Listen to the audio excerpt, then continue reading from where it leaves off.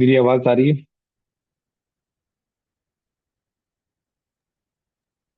Yes sir. एकदम से network चला गया था, सॉरी, इलेक्ट्रिसिटी चली गई थी, जिसकी वजह से वाईफाई बंद हो गया।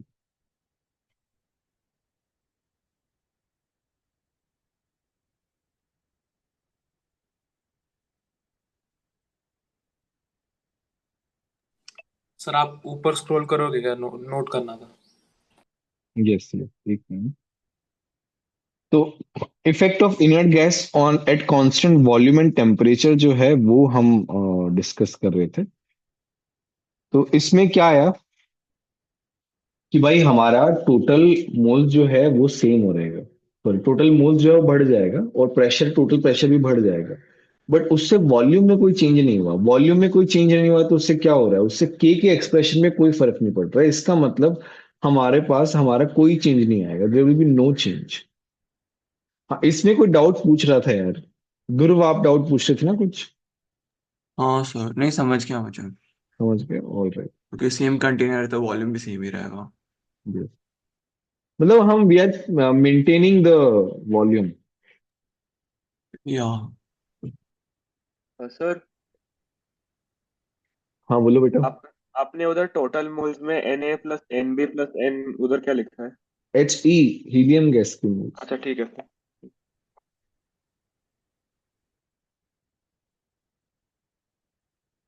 सर हाँ बोलो। सर, एक सेकंड के लिए आप इसके ऊपर जो लिखा वो दिखा सकते हो क्या? मैंने लिखा नहीं था। Yes, thank you.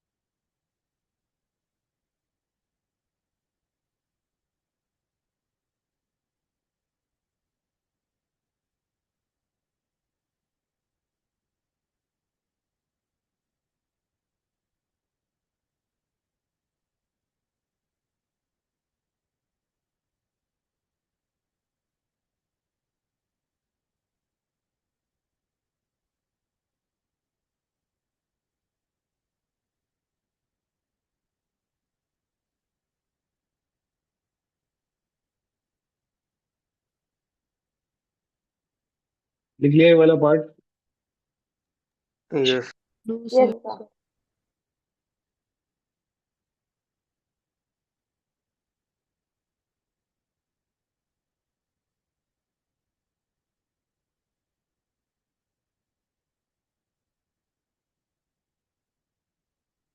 अरे, केमिकल इक्विलिब्रियम के क्वेश्चंस हो रहे हैं कि नहीं हो रहे बच्चों? हो रहा है सर। पूरे सर। हाँ सर, बहुत इजी लग रहा है, मतलब सबने हाँ एक सर। ही चीज ही करना है।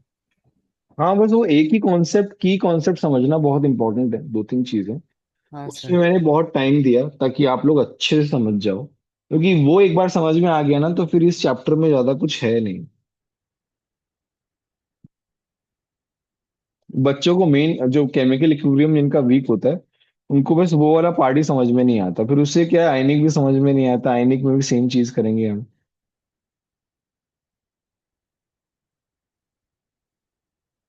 सर थोड़ा और ऊपर स्क्रॉल करो ना।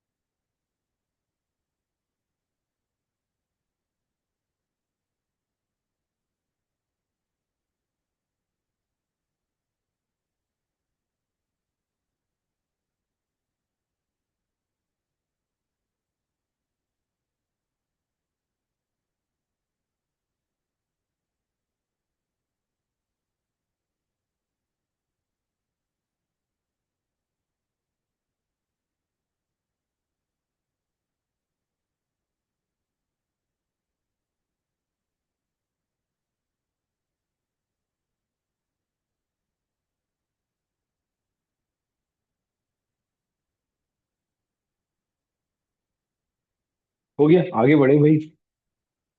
Yes yes sir. नेक्स्ट आता है कि अब हम क्या कर रहे हैं, कांस्टेंट प्रेशर रख रहे हैं और टेम्परेचर तो कांस्टेंट है ही। तो उससे क्या होगा, वॉल्यूम बढ़ेगा। मैंने मान लो इनर्ट गैस ऐड की, प्रेशर मेरा सेम है, तो क्या होगा, वॉल्यूम को बढ़ना ही पड़ेगा ना। ये वाली बात समझ में आएगी कि नहीं आई? हाँ हाँ हाँ सर।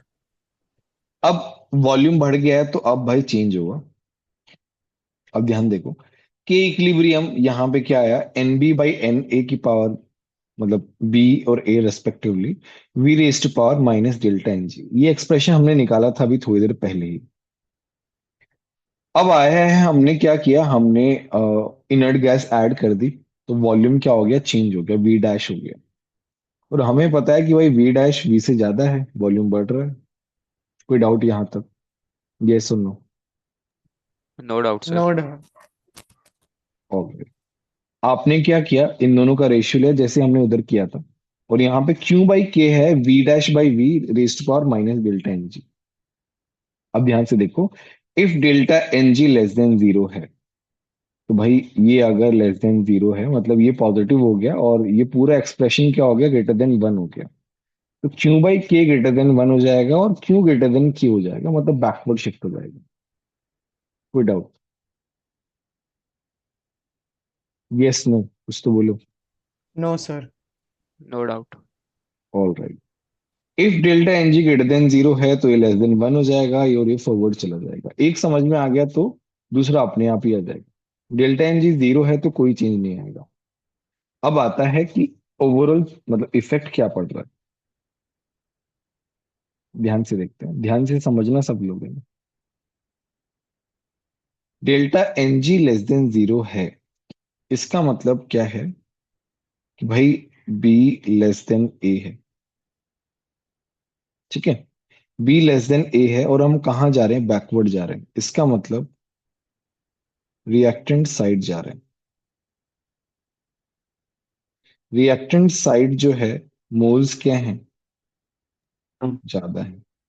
इसका मतलब क्या है, if an inert gas is added at constant pressure and temperature, if inert gas is added at constant pressure and temperature, then equilibrium will shift to the side where number of moles are increasing. जो pressure वाला था ना उसका just opposite, then equilibrium will shift into that direction where number of gaseous moles are increasing. Obviously हम gaseous moles की बात कर रहे हैं। कोई डाउट है क्या बच्चों, बोलो। ये हमने प्रूव किया है, ये हमने प्रूफ प्रूव किया है बेसिकली ये वाला चीज। आप लिख लो, लिखते टाइम कोई डाउट आए तो आप पूछो।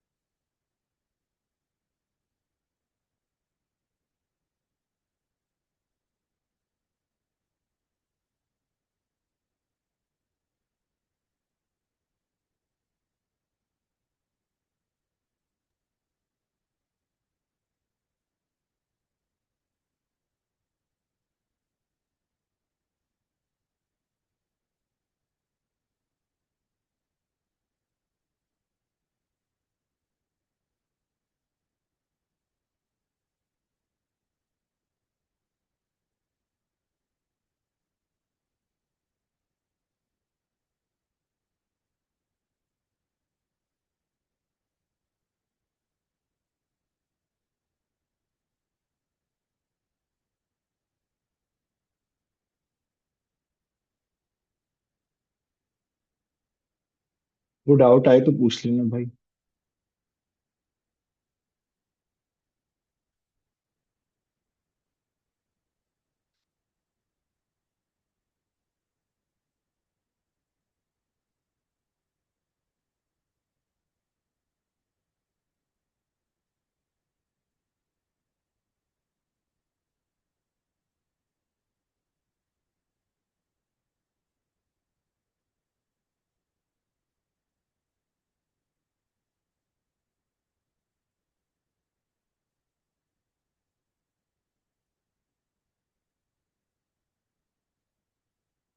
अगला पेज पे जाऊं या ये पेज रखूं? सर अगले पेज पे। Sir next page.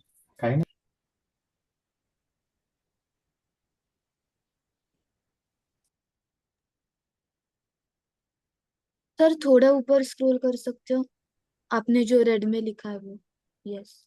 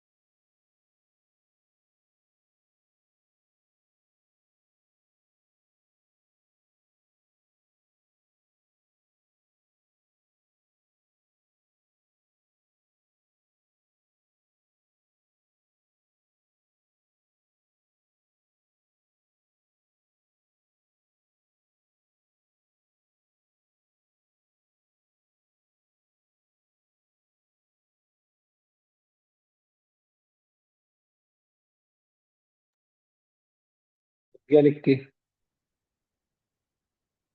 हाँ सर।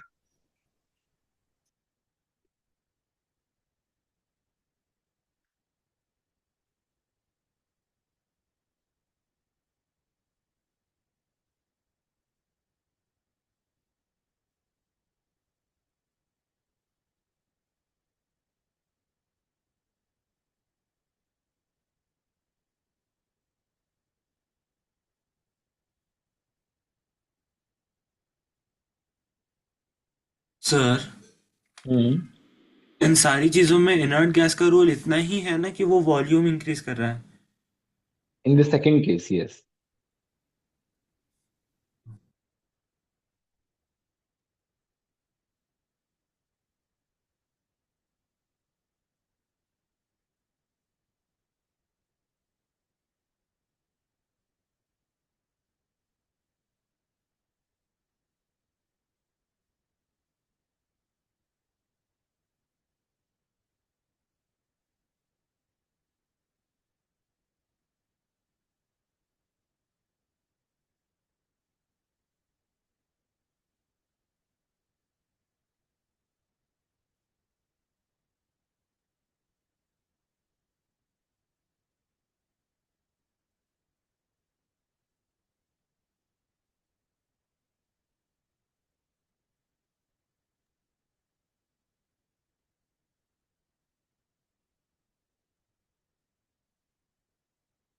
चलो आगे बढ़े बच्चों।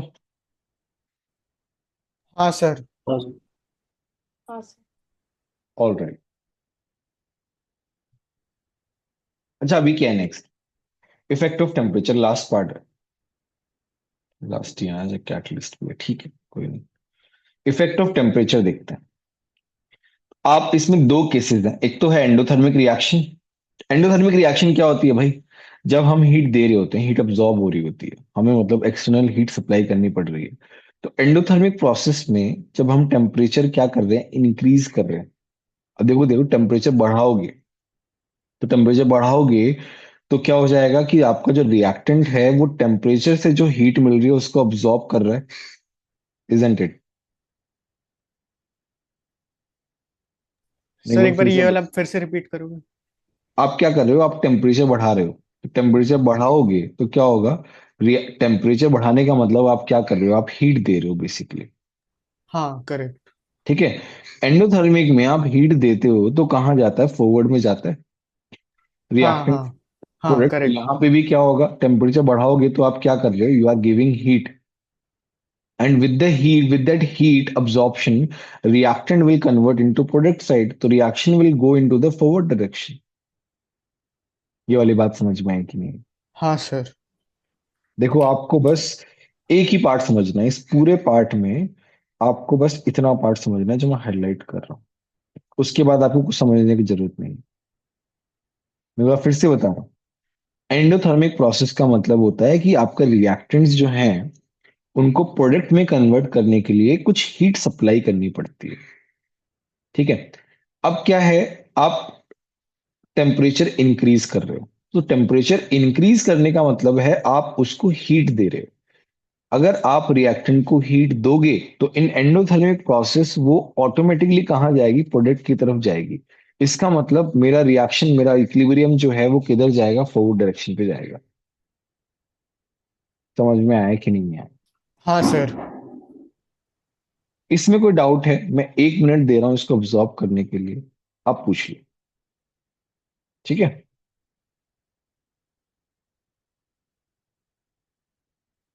सोचो समझो, और कोई डाउट आए तो पूछो, फिर मैं आगे बढ़ता हूँ।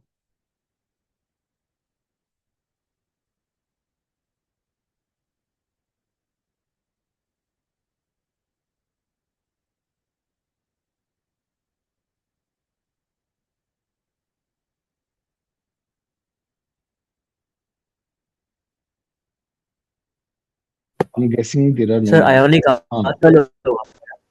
रुद्र एक बार फिर से बोलो, क्या बोल रहे हो? आयोनिक की इक्विलिब्रियम आज चालू होगा क्या? यार मैंने क्या बोला, इसके रिलेटेड डाउट पूछना है। हाँ सही अभी समझा। हाँ तो समझा तो कुछ नहीं बोलना है। जो मैंने बोला ये पढ़ा रहा हूँ, ये टॉपिक इस पे हम डिस्कशन कर रहे हैं तो उसके ऊपर ही बात करो ना यार।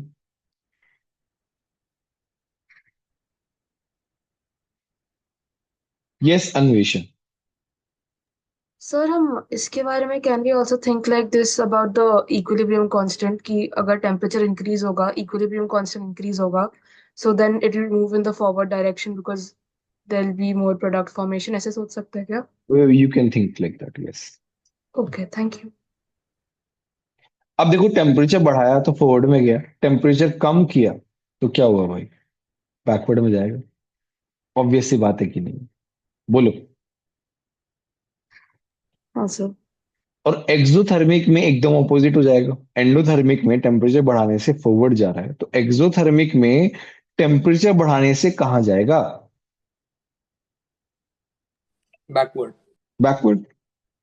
और टेम्परेचर बढ़ाने पे, सॉरी टेम्परेचर डिक्रीज करने पे फॉरवर्ड। तो फॉरवर्ड। आपको बस ये जो हाईलाइट किया है ना, बस यही याद करना है पूरे। हमेशा ध्यान रखना, इफेक्ट ऑफ टेम्परेचर में आपको केवल एक चीज याद करनी है। क्या याद करनी है? कुछ समझना तो है ही, समझ लिया आपने, अब याद करनी है। क्या याद करना है? एंडोथर्मिक, टेम्परेचर बढ़ाओगे फॉरवर्ड जाएगा, बस खत्म हो गया आपका इफेक्ट ऑफ टेम्परेचर यहाँ पे। और कुछ करने की जरूरत नहीं है, बाकी सब ऑटोमेटिकली आ जाएगा। तो टेम्परेचर बढ़ाया, एंडोथर्मिक में फॉरवर्ड जा रहा है। टेम्परेचर कम करोगे तो बैकवर्ड जाएगा। एक्सोथर्मिक में टेम्परेचर बढ़ाओगे तो बैकवर्ड जाएगा, टेम्परेचर कम करोगे तो फॉरवर्ड जाएगा। एक चीज से तीनों चीजें ऑटोमेटिकली याद हो जाएंगी। तो आपको याद बस एक ही चीज करनी है। ये वाली बात समझ में आई कि नहीं, बोलो। हाँ सर। क्लियर है, फंडा क्लियर है कि नहीं है, बोलो। हाँ सर। मयूर बेटा आप बताओ। क्लियर है sir. Very good. Effect of catalyst, कोई इफेक्ट नहीं होता भाई, कैटलिस्ट का कोई इफेक्ट नहीं होता, ये हमने पहले पढ़ लिया है इसके बारे में।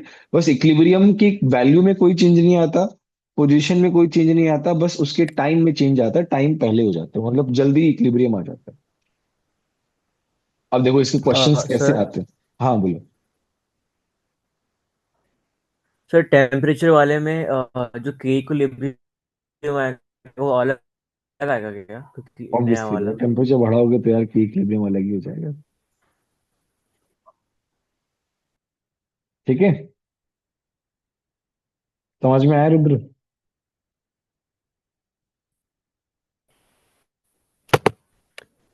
हाँ सर। कुछ क्वेश्चंस कर लेते हैं यार, जैसे जेई वगैरह में कैसे क्वेश्चंस आते हैं वो कर लेते हैं। जैसे आपका CaCO3 सॉलिड है, आपका एंडोथर्मिक प्रोसेस है, यहाँ पे आपने प्रेशर इंक्रीज किया तो क्या होगा?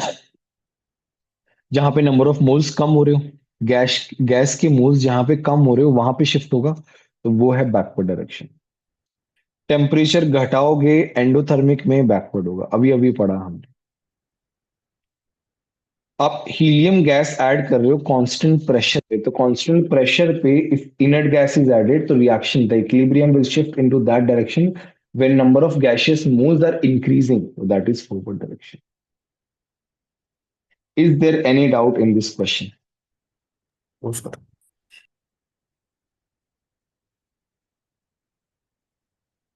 All right. नाउ इसकी बात करते हैं, यहाँ पे डेल्टा एनजी भाई क्या है? जीरो है। जीरो। तो प्रेशर इंक्रीज करेंगे कोई इफेक्ट नहीं आएगा, addition of helium gas at constant pressure no effect. दोनों डेल्टा एनजी पे डिपेंडेंट होते हैं, डेल्टा एनजी जीरो है तो कोई चेंज नहीं आएगा। अंडरस्टूड बेटा? मुझे एक बात बताओ, मैं क्या कर रहा हूं, मैं I2 की कॉन्सेंट्रेशन को बढ़ा रहा हूं। Now tell me what will happen. Anvesha, you tell what will happen.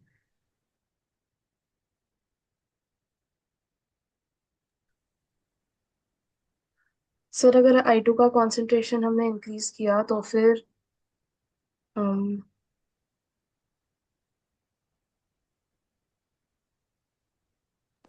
Reactant का कंसंट्रेशन इंक्रीज हो रिएक्टेंट रहा है। का। फॉरवर्ड डायरेक्शन में जाएगा, पहले तो हम ये बोलेंगे। हाँ। सबसे हाँ पहले सर। हम डायरेक्शन की बात करेंगे, फॉरवर्ड डायरेक्शन। ठीक है, व्हाट एल्स? HI का कॉन्सेंट्रेशन बढ़ेगा। सर H2 का डिक्रीज होगा। H2 का क्या होगा भाई? डिक्रीज होगा। डिक्रीज। सर मैंने I2 पढ़ा का था। भी डिक्रीज होगा ना। हाँ, I2 का डिक्रीज होगा, मतलब वो तो फॉरवर्ड में जाएगा तो I2 का कॉन्सेंट्रेशन डिक्रीज होगा। और मेरा ऊपर कहने का मतलब मेन तो अपना ये है ना, इफेक्ट दूसरों पे क्या इफेक्ट आ रहा है।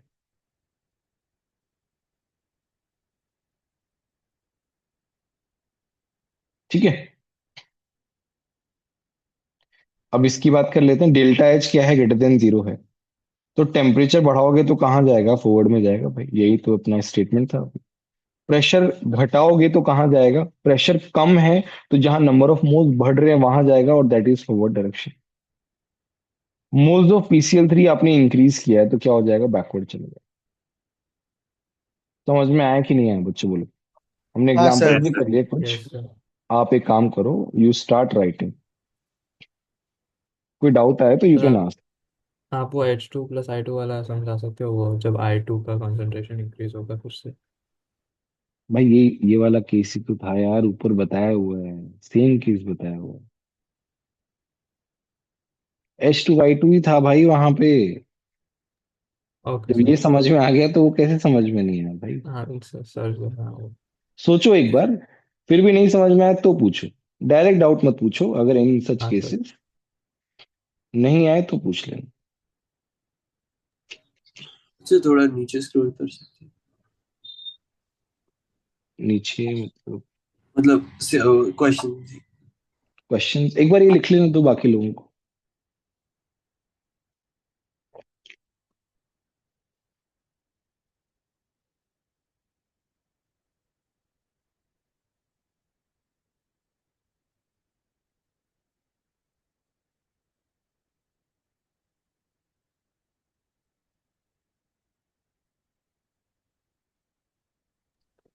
सर तो एंडोथर्मिक है तो रिएक्शन फॉरवर्ड आ जाएगा और एक्सोथर्मिक है तो बैकवर्ड है। डिपेंड करता है टेम्परेचर बढ़ रहा है कि घट रहा है। टेम्परेचर बढ़ रहा है तो फॉरवर्ड जा रहा है। Yes yes. और कम हो रहा है तो बैकवर्ड। हम्म।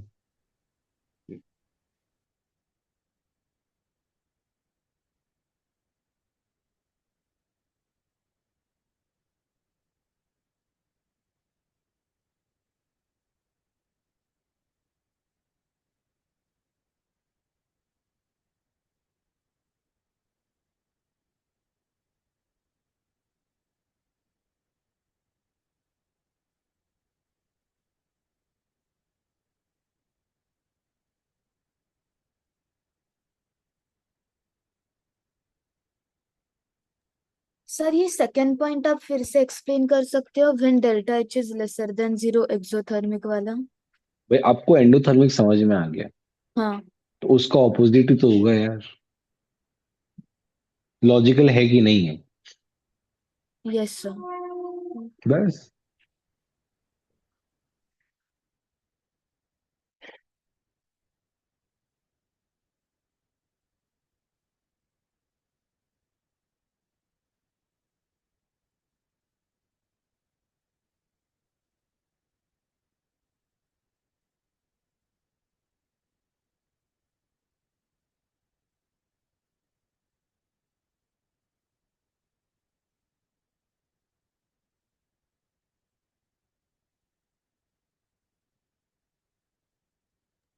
सर टेम्परेचर इंक्रीज करे या डिक्रीज, रिएक्शन हमेशा लाइक फॉरवर्ड डायरेक्शन में होगी।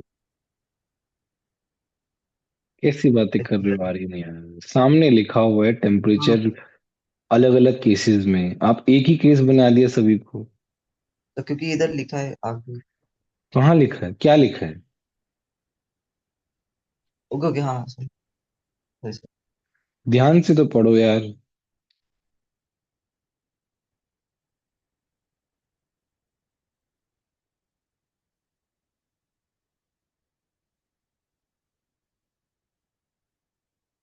सर वो क्वेश्चन से एक बार दिखाओगे क्या, वो क्या था?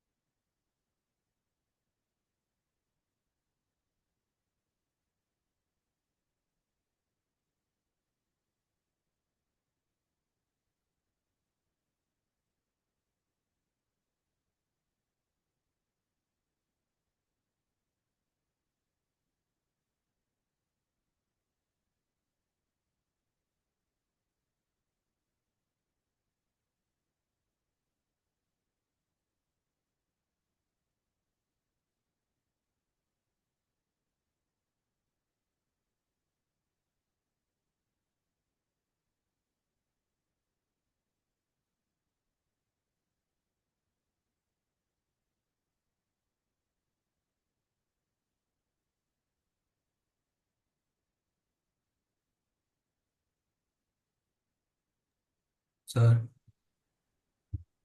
हाँ बोलो। सर वो प्रेशर, फर्स्ट क्वेश्चन में प्रेशर इंक्रीज हो रहा है तो बैकवर्ड जा रहा है, क्योंकि वो मोर डेंसर है उसके लिए ना। नहीं नहीं भाई, वो ओनली सॉलिड लिक्विड वाले केस में ही है, फेस चेंज वाले में यहाँ पे गैस इज इन्वॉल्व। जहां गैस के नंबर ऑफ मोल्स कम हो रहे हैं वहां पे जाएगा। ओ अच्छा, ठीक है जी।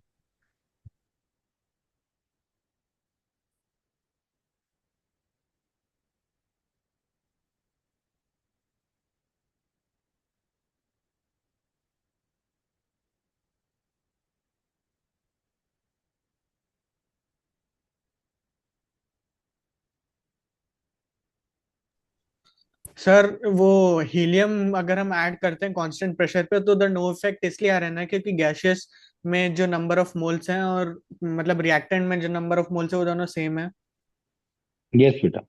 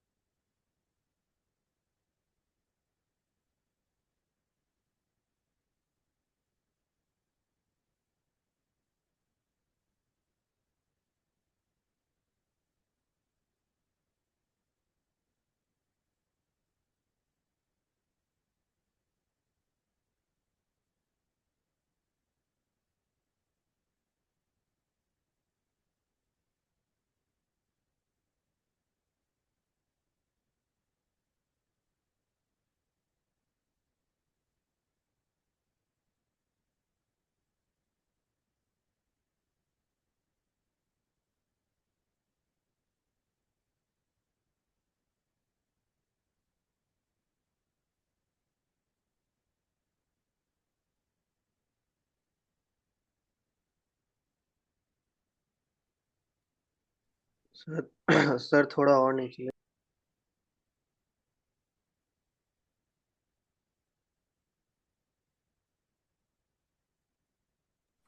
सर ये जो H2 और I2 वाला केस था उसमें पार्शियल प्रेशर डिक्रीज होगा ना?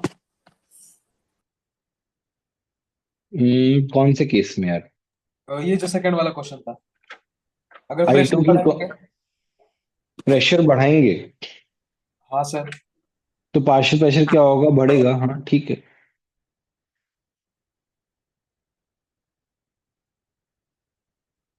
पार्शियल प्रेशर बढ़ेगा सभी का,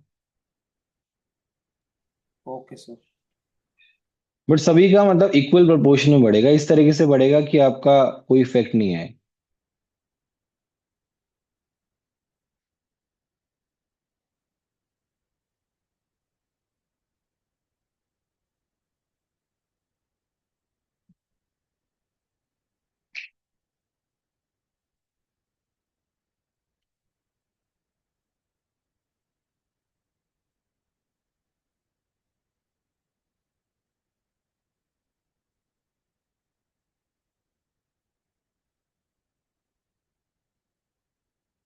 क्या होता है, जो भी इफेक्ट होता है ना वो कैंसिल आउट हो जाता है।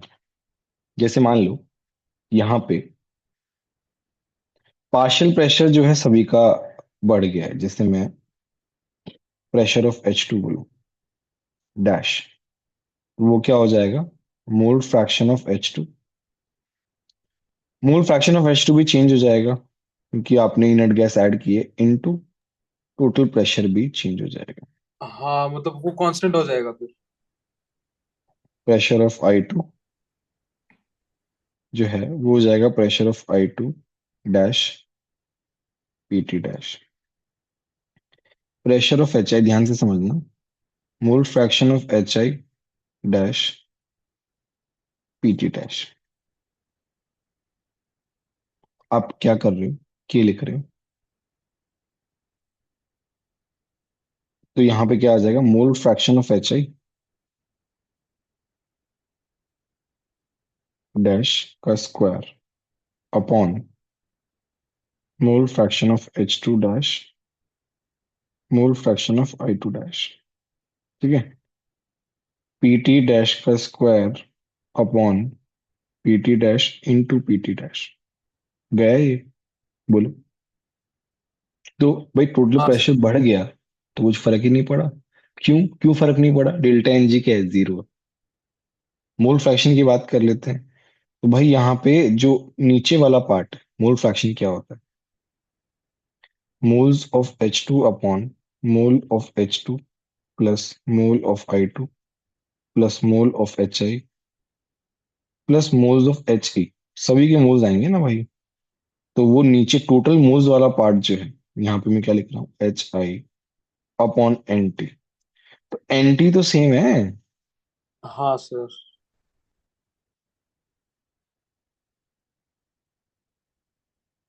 तो ये कैंसिल वो आउट हो भी जाता कट है। हो जाएगा। हाँ। तो हमारा जो पहले वाला पार्ट है वही सेम रहेगा, पहले वाला के इक्विलिब्रियम, कोई इफेक्ट नहीं आएगा। बहुत ही अच्छा क्वेश्चन पूछा है चिन्मय आपने। आपको पता नहीं है कि आपने इतना अच्छा क्वेश्चन पूछा है, मैं बता रहा हूँ। Very good question. कि ओके। पार्शियल प्रेशर तो चेंज होंगे, तो बट पार्शियल प्रेशर चेंज हो रहे हैं सर, बट फिर भी के इक्विलिब्रियम में चेंज नहीं आ रहा, कैसे हो रहा है? ये क्वेश्चन आता है, डाउट। फिर डेल्टा एन जी जीरो इसमें।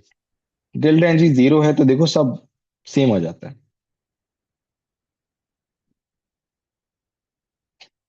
मेरे से एक इंटरव्यू में पूछा था एक क्वेश्चन। सर वही वाला इंटरव्यू था क्या, मतलब जो आपने बताया था जिसके बारे में?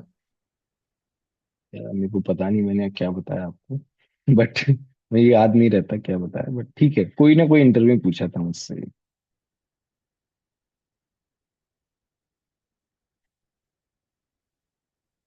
तो इंटरव्यू में कहीं से कुछ भी पूछते हैं। चलो लिख लो बच्चों, और लिख लिया हो तो फिर हम ब्रेक, अब ब्रेक दे देते हैं। आप लिख लो यार, है ना? ठीक है, जिसका रह गया वो लिख लेना ब्रेक में। अभी ब्रेक ले लेते हैं। एक्सक्यूज मी सर, बोलो। सर जो effect of pressure on chemical reaction है वो बस गैसेस के लिए वैलिड है कि सॉलिड्स लिक्विड्स के लिए भी? देखो, गैसेस के लिए वैलिड है और फेस चेंज के लिए हमने अलग से बता रखा है। सर फिर जो एग्जांपल है CaCO3 solid form CaO solid plus CO2 gas, उसमें नंबर ऑफ मोल्स के साथ हम देखते हैं ना? नंबर ऑफ गैशियस मोल्स के साथ देखते हैं बस। CaCO3 सॉलिड और CO सॉलिड, उससे कुछ फर्क नहीं पड़ेगा हमको। Okay sir. सर हाँ बोलो। सर वो addition of H at constant pressure लिखा है ना, तो हाँ उसमें उनको स्पेसिफाई करना पड़ेगा ना कि वो कांस्टेंट वॉल्यूम भी है क्या, क्या फिर obviously constant obviously they temperature? Have to specify, they have to okay specify. ठीक है। हो गया बच्चों, ब्रेक ले। चलो ब्रेक के बाद है ना अपन आगे बढ़ते हैं। अपना लीच एटलियस प्रिंसिपल जो है वो, लीच एटलियस प्रिंसिपल कंप्लीट हो गया। इस पे थियोरेटिकल क्वेश्चंस ही आते हैं, इसको समझना बहुत अच्छे से इंपॉर्टेंट है क्योंकि आगे भी बहुत काम आएगा ये। ठीक है, तो आप अच्छे से घर जाके आज रिवाइज करना, तो फिर हो जाएगा, इतना कुछ नहीं, इसके क्वेश्चंस भी बहुत इजी होते हैं। ऑल राइट बच्चों, ब्रेक के बाद मिलते हैं।